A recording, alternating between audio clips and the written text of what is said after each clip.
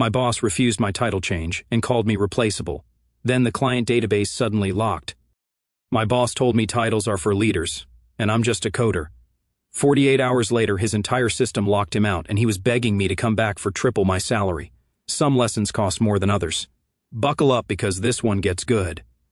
I, a 32-year-old male, spent 4 years at a mid-sized financial services company called Kellerman & Associates. Not a bank exactly, more like a firm that handled wealth management, retirement accounts, and investment portfolios for high-net-worth clients. The kind of place where one security breach could end careers and sink the company overnight. We're talking social security numbers, bank routing information, investment strategies, personal identification data for over 12,000 clients. Sensitive stuff. When I started there, the security infrastructure was a complete disaster. I'm talking passwords stored in plain text files on a shared drive anyone could access. Encryption protocols that hadn't been updated since 2015. A database architecture held together with duct tape, hope, and whatever prayers the previous information technology guy had whispered before he quit 6 months before I showed up. Nobody had touched the back-end system since he left. Management didn't understand technology and didn't want to understand it. They just wanted things to work when they clicked buttons. My official title was Systems Developer, entry-level classification, according to their Human Resources Department. Even though the actual job required senior-level expertise in about 6 different specializations, I was hired to maintain existing code and handle basic troubleshooting. What I actually did over the next 4 years was rebuild their entire security infrastructure from the ground up while they paid me like I was restocking printer paper and showing people how to reset their email passwords. First week on the job, I ran a basic security audit just to understand what I was working with. I found 17 critical vulnerabilities in the client database alone. 17. Any halfway decent hacker could have walked through the front door of their systems, taken everything, and probably left a thank you note on the way out.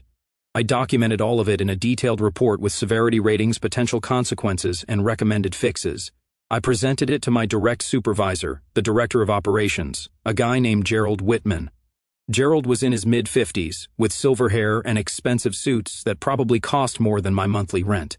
He had zero technical knowledge. He thought the cloud was something you saw when you looked up at the sky. He flipped through my report with this expression, like I'd handed him a document written in ancient Sumerian. "Is this really that serious?" he asked. "We've never had any problems before."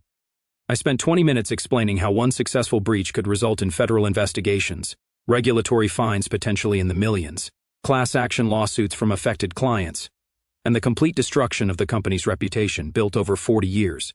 Financial services lives and dies on trust. Lose that trust and you lose everything. Gerald nodded along without understanding a single word. His eyes glazed over around minute 8. "Fine," he said finally. "Fix whatever needs fixing, but don't let it interfere with your regular duties." Regular duties meaning answering help desk tickets about forgotten passwords, slow computers, and why Excel was crashing. Real technical challenges, very stimulating work. I started working 12-hour days, came in early, stayed late, spent weekends researching best practices, and testing solutions in sandbox environments I built on my own time. I rebuilt the authentication system completely, threw out the plain text password storage, and implemented proper hashing with salted encryption. I set up multi-factor authentication for anyone accessing sensitive data.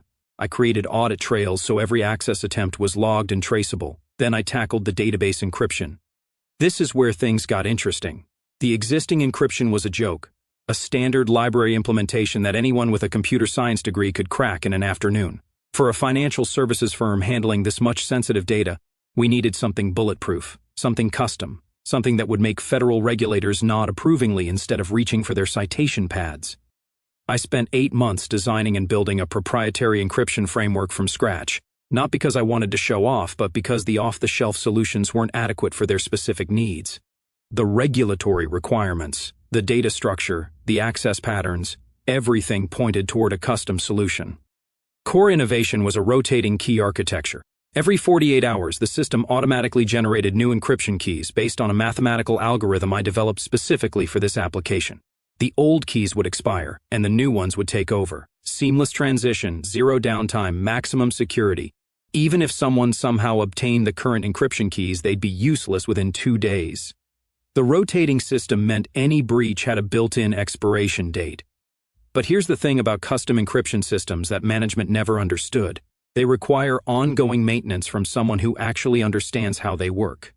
The key rotation algorithm wasn't code I'd copied from Stack Overflow or modified from some open-source project. It was built on mathematical principles I developed through months of research and testing. Without understanding those principles, you couldn't modify the system, extend the key rotation period, or recover from a lockout scenario if something went wrong. I documented everything meticulously, stored the technical specifications in a secure location that only I had access to.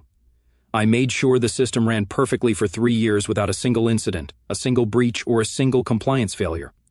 The company went from being a security nightmare that made auditors reach for antacids to passing every federal inspection with flying colors.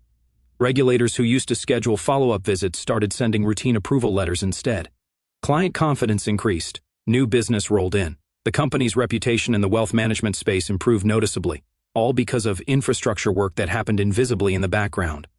While everyone else attended meetings and sent emails, Gerald took credit for all of it during executive presentations. He called it his Operational Excellence Initiative. He talked about his strategic vision for technology modernization. My name came up once, not in presentations, not in company newsletters, not in the annual report that mentioned the improved security posture. The work existed. The person who did it apparently didn't. At the end of my first year, I scheduled a meeting with Gerald to discuss compensation and title adjustment. Systems developer didn't reflect what I actually did. I was functioning as their entire security department, database administrator, network architect, and infrastructure specialist, rolled into one person.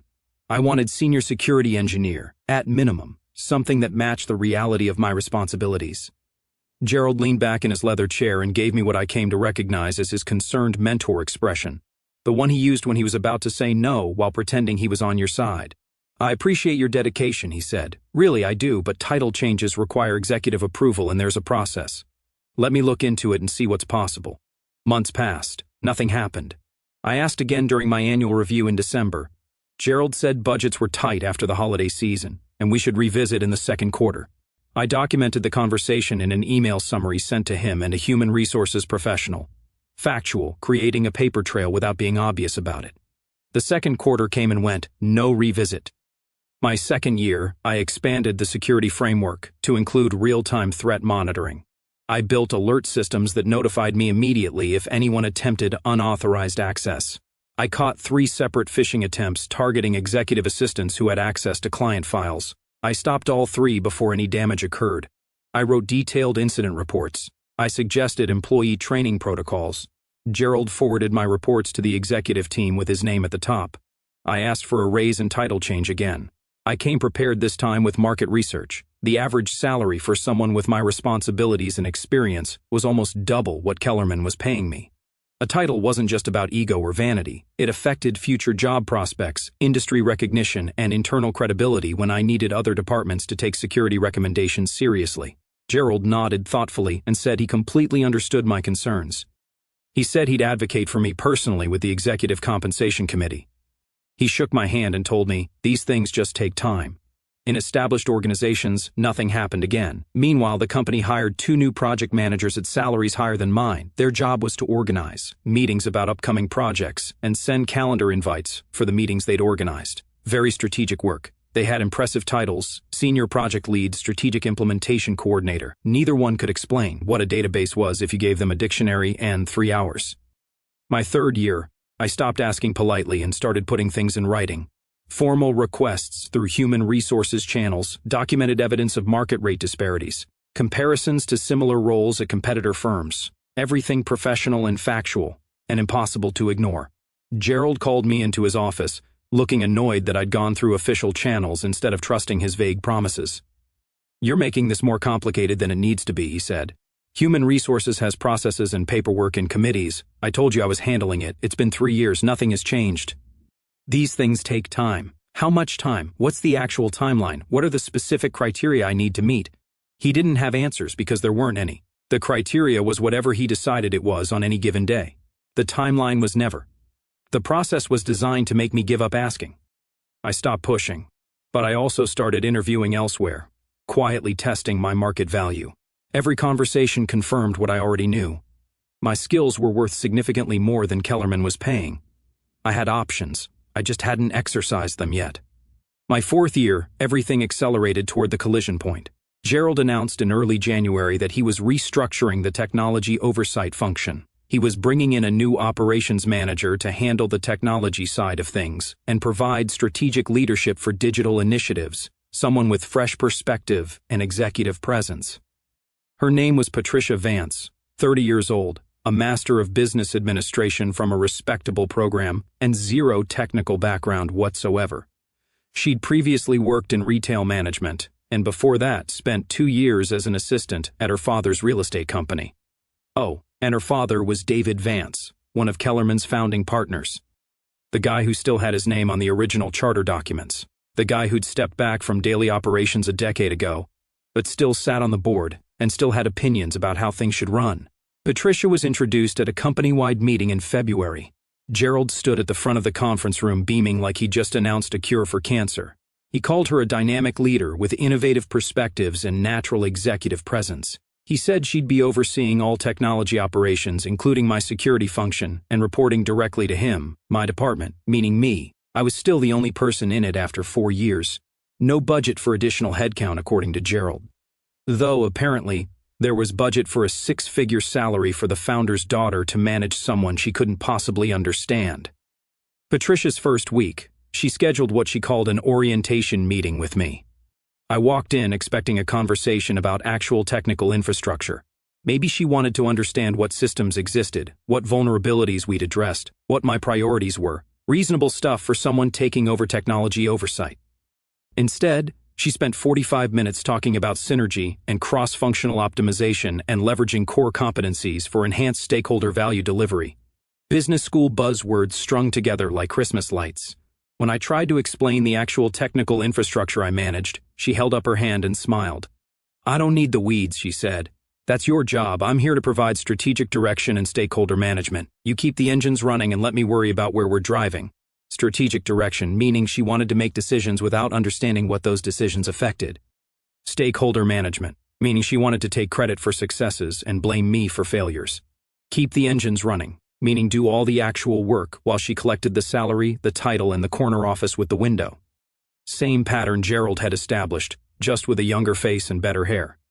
Over the next 3 months, Patricia implemented changes that made zero technical sense but looked impressive in PowerPoint presentations. She wanted weekly status reports formatted in a specific template she'd learned in her Master of Business Administration program. Color-coded sections, executive summaries, strategic implications analysis. None of it improved actual security. All of it created more busy work. She wanted the security documentation rewritten to be more accessible to non-technical stakeholders, which meant dumbing down critical technical specifications until they were basically useless for actual implementation. She wanted the threat monitoring dashboard redesigned with better graphics and more visually appealing color schemes. Functionality didn't matter, aesthetics did. One time, she suggested we should explore blockchain integration for our security protocols because she'd read an article about it in a business magazine. I spent 30 minutes explaining why that made no sense for our specific use case. She nodded and said she'd think about it strategically. The next week, she mentioned the blockchain idea in executive meeting as something she was exploring. She left out the part where I told her it was pointless.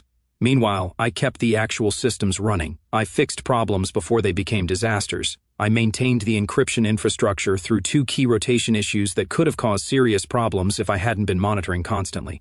I handled the real work that kept 12,000 clients' sensitive data safe, while Patricia presented slides about digital transformation and innovation mindset.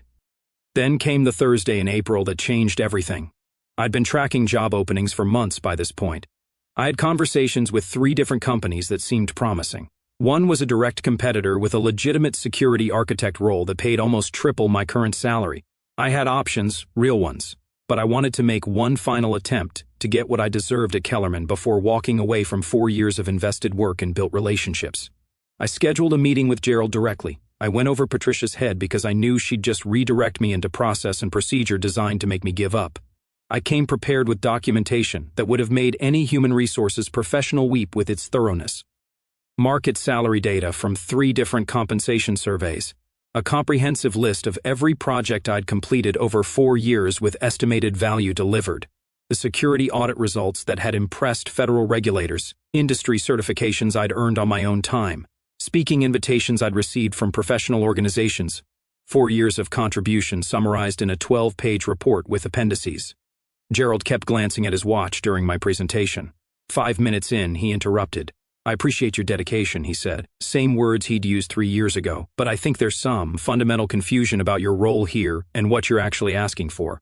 My role? You're a coder. An important one, sure. Technical people are valuable, but titles are for leaders. You're not managing a team. You're not setting strategic direction. You're not presenting to the board or interfacing with clients. You're maintaining systems. That's valuable work, but it's not leadership work. I built those systems from scratch.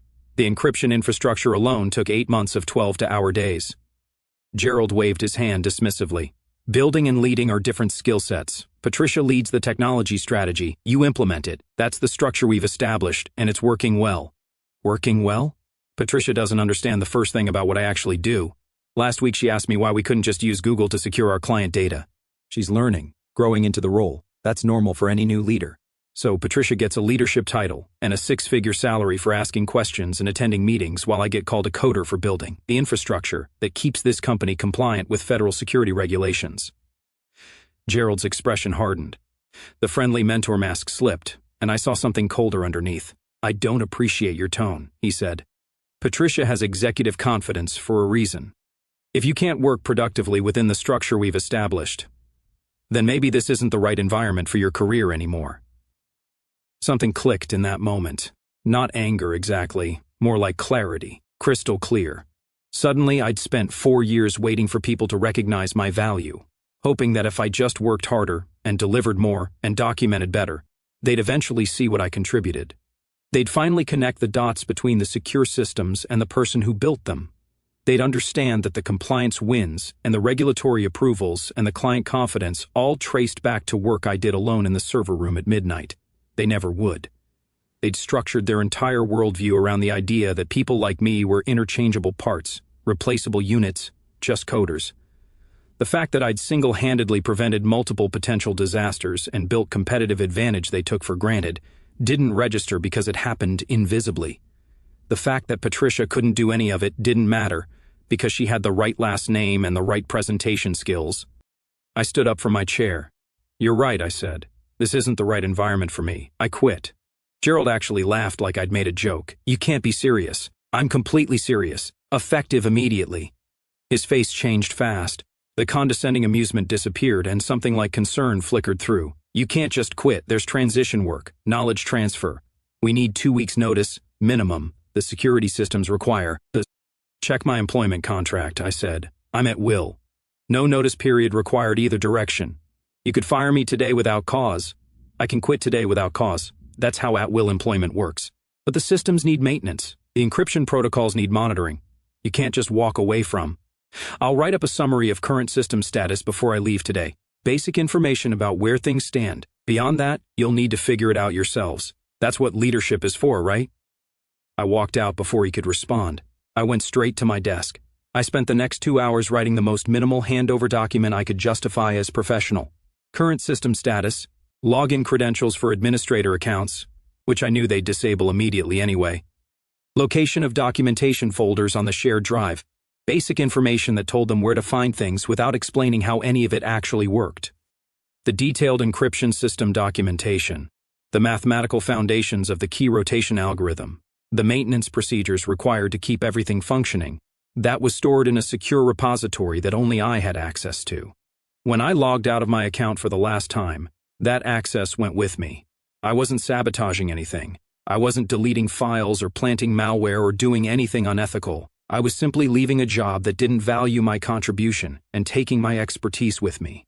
That expertise was mine. I developed it through years of study and practice and implementation. It belonged to me, not to a company that paid me entry-level wages for senior-level work.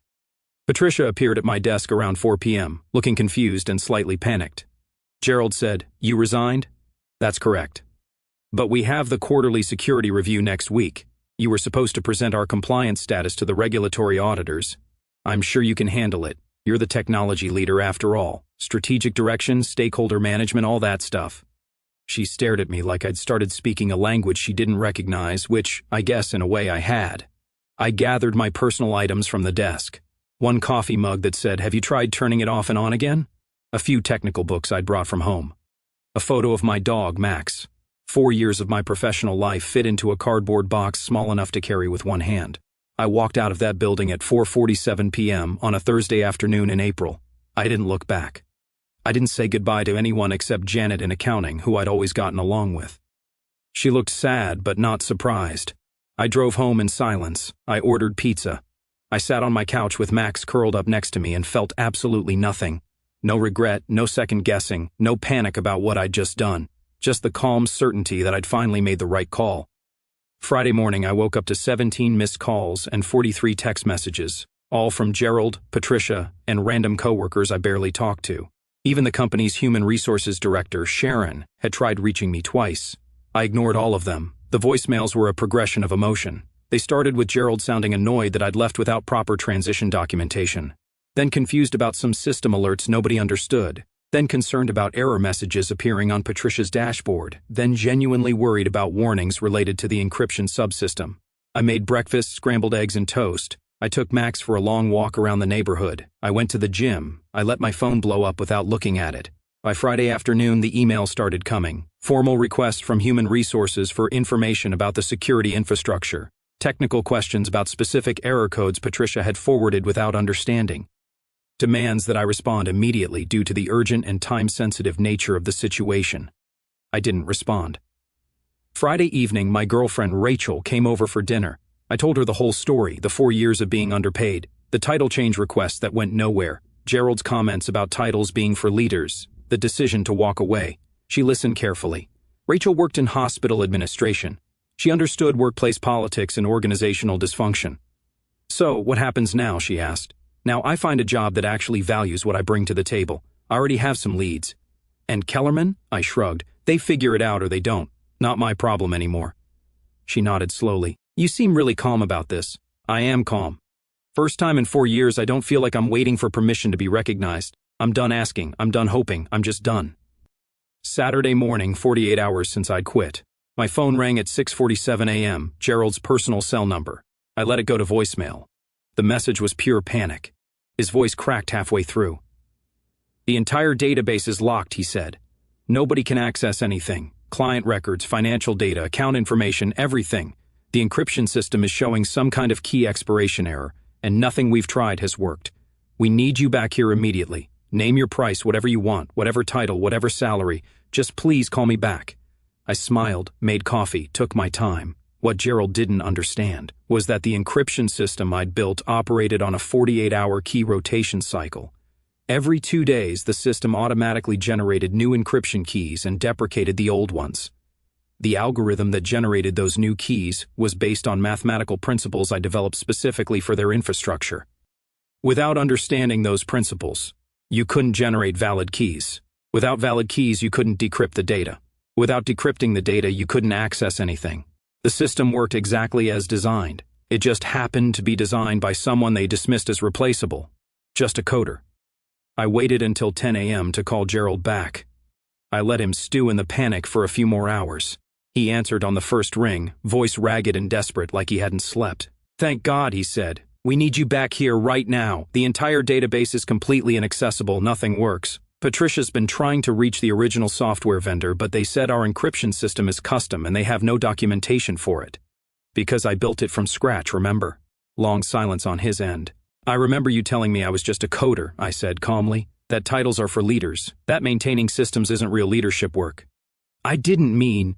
"Look, we can discuss semantics later. Right now, I need you to come in and fix this before it becomes a regulatory disaster. What exactly are you offering?" He didn't even hesitate. "Triple your salary, senior security architect title, whatever title you want, actually. Full benefits package with enhanced retirement matching, corner office, whatever you need, just name it." I let that sit for a moment, savored it, if I'm being honest.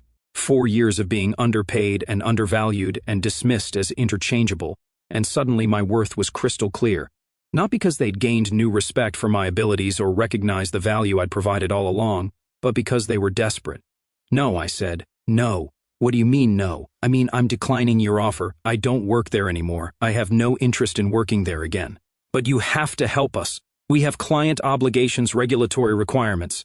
If this data stays locked, we could face federal investigation. We could lose our operating license." "Sounds like a leadership problem." Maybe Patricia can provide some strategic direction.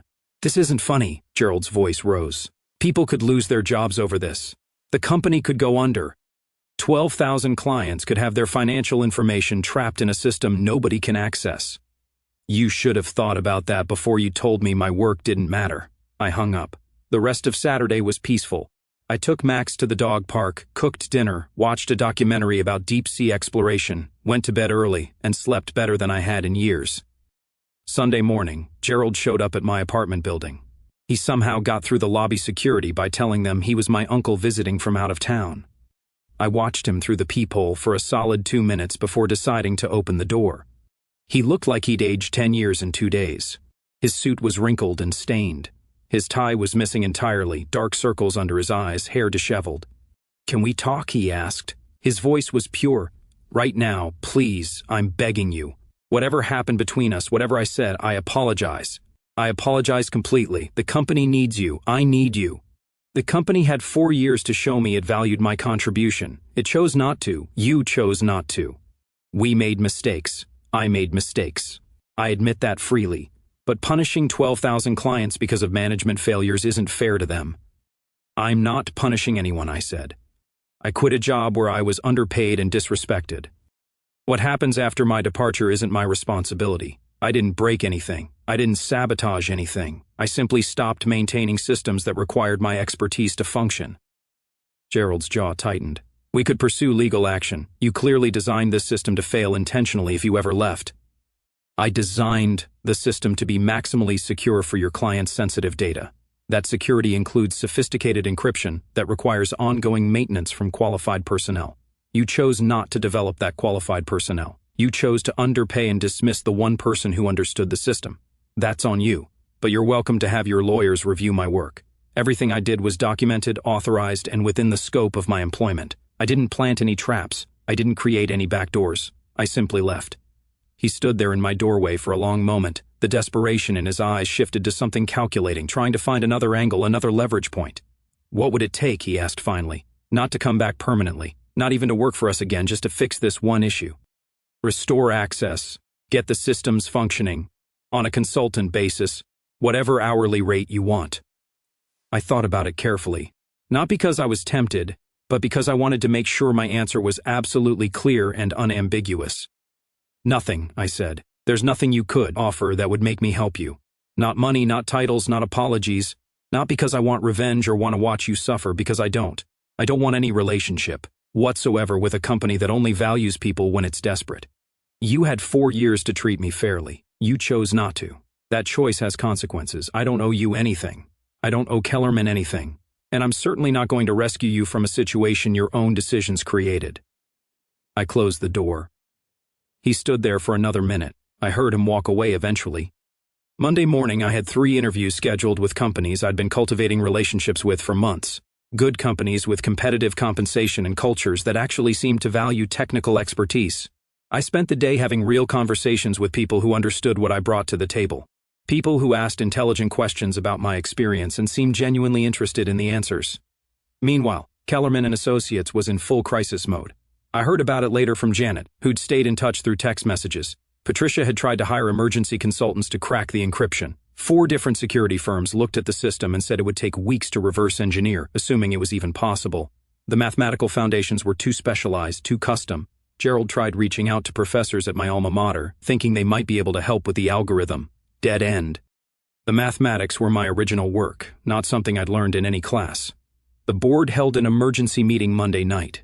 They discussed options ranging from paying any amount I demanded to pursuing legal action for what they called intentional sabotage.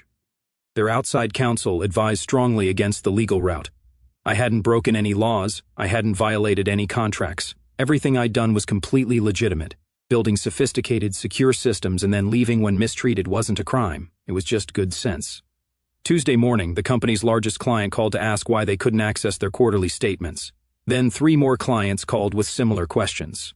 Then the regulatory compliance officer started asking pointed questions about data accessibility requirements and whether Kellerman was meeting its legal obligations to clients.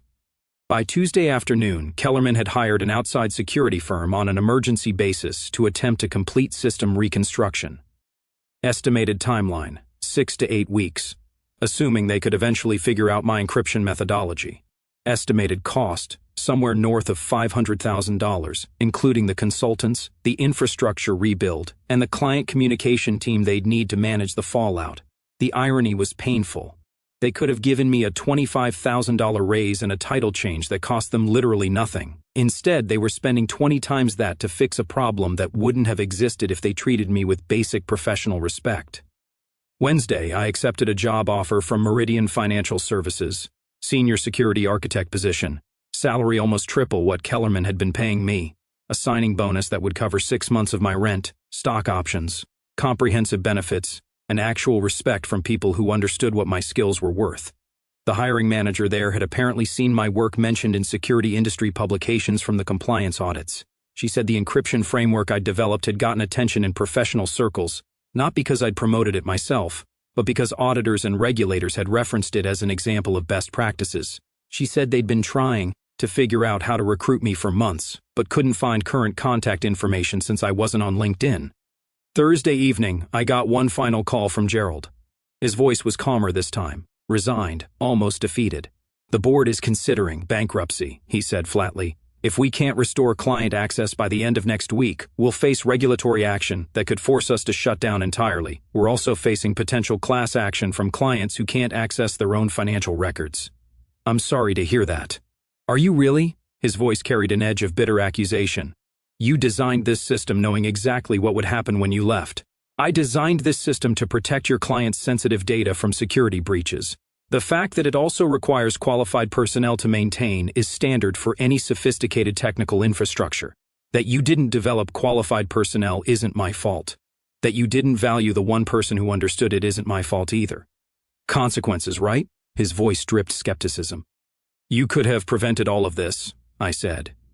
4 years of me asking for fair compensation and basic professional recognition. 4 years of you telling me to wait and be patient while you hired project managers at higher salaries to do nothing useful. 4 years of dismissing me as just a coder. You created this situation, Gerald. I just stopped preventing the natural consequences of your own decisions. He didn't respond for a long moment. I could hear him breathing on the other end. Patricia resigned this morning, he said finally. She told the board she never had the technical background to oversee security infrastructure and shouldn't have been put in that position. She said her father pressured her into taking the role. Sounds like she figured out something you still haven't. What's that?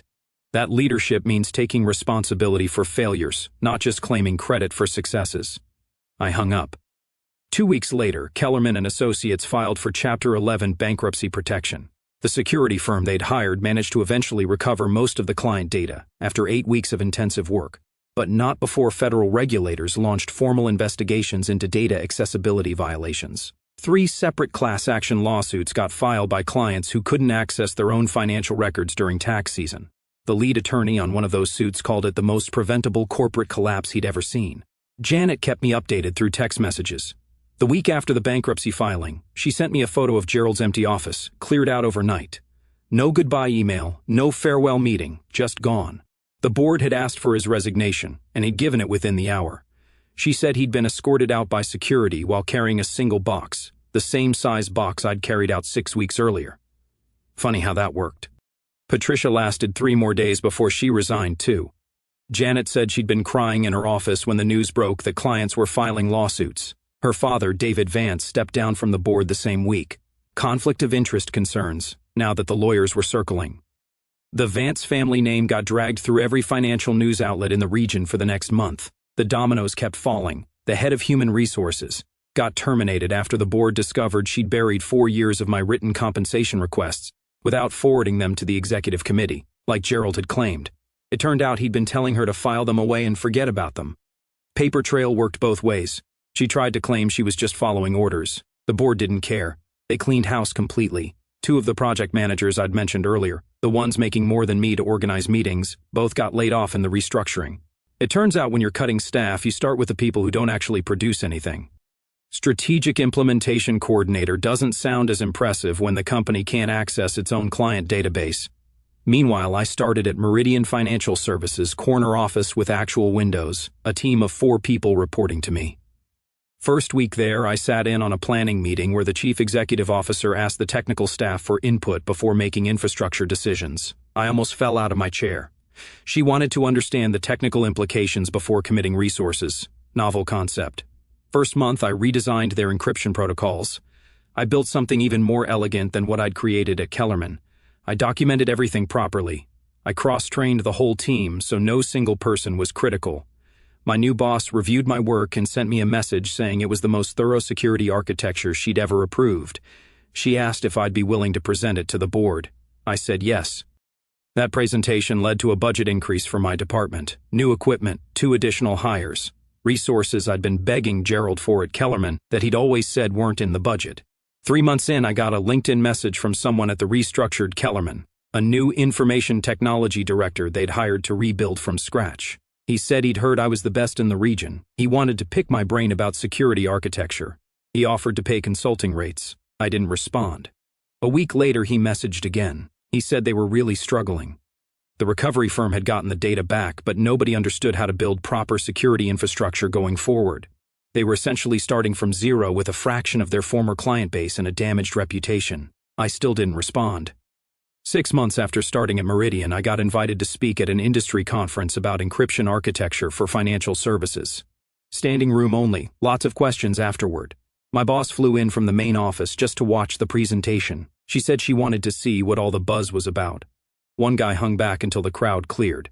He introduced himself as a consultant who'd worked on the Kellerman recovery project. Older guy, gray beard, looked tired in that way people look when they've spent 2 months trying to crack someone else's code. That was your system, he said. I nodded. It took my team 3 weeks just to understand the mathematical foundations. Most elegant architecture I've ever seen. He pulled out his phone and showed me a screenshot. Salary data from the bankruptcy filings, public record. Now, your compensation was listed in the asset documentation. They paid you that? He asked. For building something like this? Yep. He laughed and shook his head. My junior associates make more than that. No wonder you walked. Honestly surprised you stayed as long as you did.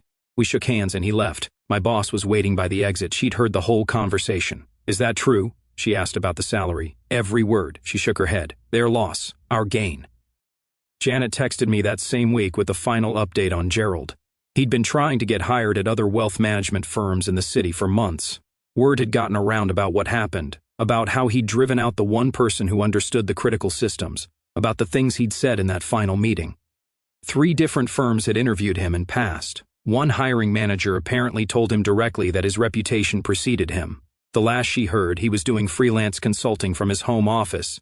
He posted something on LinkedIn about being an independent advisor helping companies with operational excellence. The comment section was brutal. Someone had linked an article about the Kellerman collapse. Career over at 57. I saved that text message. Not because I needed it, just felt right to have it documented. Last month, Meridian promoted me to Chief Security Officer, a board-level position. Salary that would have made Gerald choke on his expensive coffee. The Chief Executive Officer called me into her office personally to deliver the news. She shook my hand and said they were lucky to have me, that the board had voted unanimously. I signed the new contract that afternoon, walked out to my team and told them about the promotion. They actually cheered. First time in my career that CO workers seemed genuinely happy about my success instead of threatened by it. That evening, I came home and found a letter in my mailbox. No return address, plain white envelope. I opened it at the kitchen counter while Max waited for his dinner. A handwritten note from Gerald. 2 sentences. I should have listened, I'm sorry. I read it once, then I walked over to the shredder and fed it through. Looking beyond personal conflicts, this event highlights the law of cause and effect in workplaces. Environments that reward visibility over actual contribution treat foundational workers as replaceable, creating a fragile illusion of stability. The company's collapse didn't happen because one person left, but from years of devaluing expertise, where loyalty was merely endurance. When the unappreciated worker finally walks away, the flawed system inevitably breaks under its own weight. Society often conditions us to tolerate such unfairness in the name of stability, promising future recognition. However, true recognition rarely arrives until you stop offering your labor for free. When someone finally draws a boundary, they are frequently accused of betrayal. Yet, walking away takes quiet courage. Refusing to absorb further damage is not guilt, but a necessary exposure of a system that was never fair to begin with. This leaves us with an uncomfortable question. If an essential system you built collapses the moment you leave due to years of being ignored, are you morally obligated to return and save it, or should you let the consequences unfold so people truly learn the value of respect?